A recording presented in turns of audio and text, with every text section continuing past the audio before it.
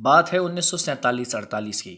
युद्ध के दौरान एक समय ऐसा आया जब पाकिस्तानी सेना ने कश्मीर के तिथवाल सेक्टर को अपना निशाना बनाया और भारतीय सेना को किशनगंगा नदी पर बने मोर्चे से हटने के लिए मजबूर कर दिया। बात है 18 जुलाई 1948 को। सिक्स राजपूताना राइफल्स को इस पोस्ट पर कब्जा करने का काम सौंपा गया। विरोधी ऊंचाई पर मौजूद थे और भारतीय सेना नीचे। ऐसे में उनका मुकाबला करना मुश्किल था, मगर राजपूताना राइफल्स के कंपनी हवलदार मेजर पीरू सिंह ने असंभव से लगने वाले काम को संभव बना दिया। इस जाबाज ने पाकिस्तानी सेना को भारी गोलाबारी और हथगोले का न सिर्फ जवाब दिया, बल्कि हथियारों से लैस बंकरों को नेस्तनाबूद कर दिया। आइए जानते हैं कि पीरू सिंह ने ये कैसे किया। एक पाकिस्तानी बंकर को तबाह करने में राजपूताना राइफल्स के लगभग 50 जवान शहीद हो गए और लगभग पूरी कंपनी खत्म हो चुकी थी।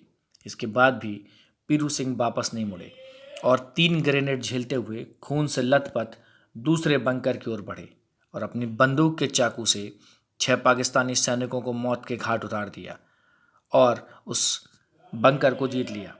कहते हैं ग्रेनेड लगने के बाद पीरू सिंह का पूरा शरीर खून से लथपथ होकर लाल हो गया था और बंकर में घुसते ही पाकिस्तानी सैनिक उन्हें कोई शैतान समझकर डर गए। राजा रामचंद्र की जयकार के साथ आगे बढ़ते हुए हवलदार मेजर पीरू सिंह के ऊपर उस समय मानो रणचंडी सवार थी। तीसरे बंकर की ओर बढ़ते दुश्मन ने उनके शरीर में कई गोलियां मारी, पर वो आगे बढ़ते ही रहे।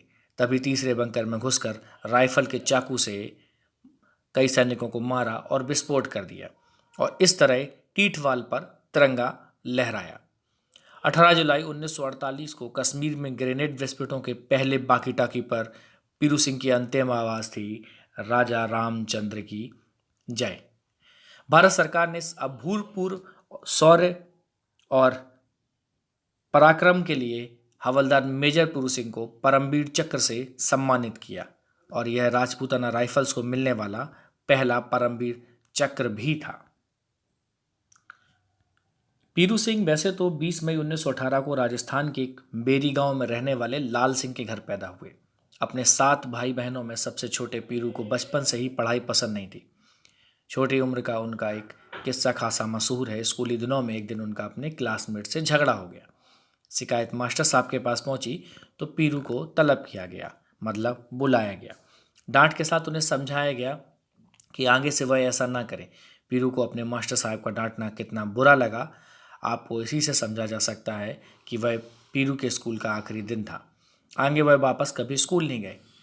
आगे वह पिता के साथ खेतों पर काम करते हुए बड़े हुए। 18 के हुए तो सेना में शामिल होने का प्रयास किया और सफल रहे।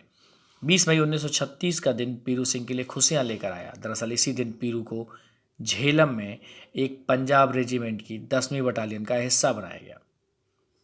शुरुआती ट्रेनिंग के बाद पीरू 1 मई 1937 को पीरू को 5वीं बटालियन में तैनाती मिली और 1937 से लेकर 45 तक की अपनी नौकरी के दौरान पीरू सिंह को कई प्रमोशन मिले। खास बात यह है कि बचपन से किताबों से दूर रहने वाले पीरू ने नौकरी के दौरान किताबों से दोस्ती की और कई परीक्षाएं पास की। पढ़ाई क्यों, उन्होंने एक खिलाड़ी के रूप में भी खुद को साबित किया। हॉकी से लेके बास्केटबॉल तक उन सब में खुद को आजमाया। पीरू सिंह के सेवा काल में सेकेंड वर्ल्ड वार की आग भड़क गई। ऐसे में उन्हें ब्रिटिश कॉमनवेल्थ ऑक्यूपेशन फोर्स के साथ जापान भेजा गया, जहां उन्होंने 1947 तक अपनी सेवाएं दी। आगे भारत की आज़ादी के बाद उनका ट्रांसफर राजपूताना राइफल्स की 6ठी बटालियन में कर दिया गया। 6 राजपूताना राइफल्स का हिस्सा बनने के करीब 1 साल बाद पीरू सिंह जम्मू कश्मीर के तिथिवाल पहुंचे, जहां उनको पाकिस्तानी सेना द्वारा अधिकृत एक पहाड़ी पर भारतीय तिरंगे को लहराना था। काम मुश्किल था, विरोधी एक अच्छी खासी ऊंचाई पर मौजूद था। ऐसे में उनके द्वारा फेंका गया एक छोटा सा पत्थर भी भारतीय सेना के लिए बड़ी मुसीबत बन सकता था। मुसीबत भरे इस काम को पीरू सिंह ने सेकेंड वर्ल्ड वार के अपने अनुभव का प्रयोग करते हुए आसान बनाना शुरू कर दिया।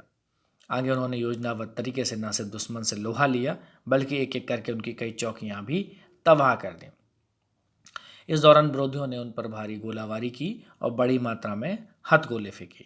बाकी कहानी तो मैं आपको बता ही चुका हूं।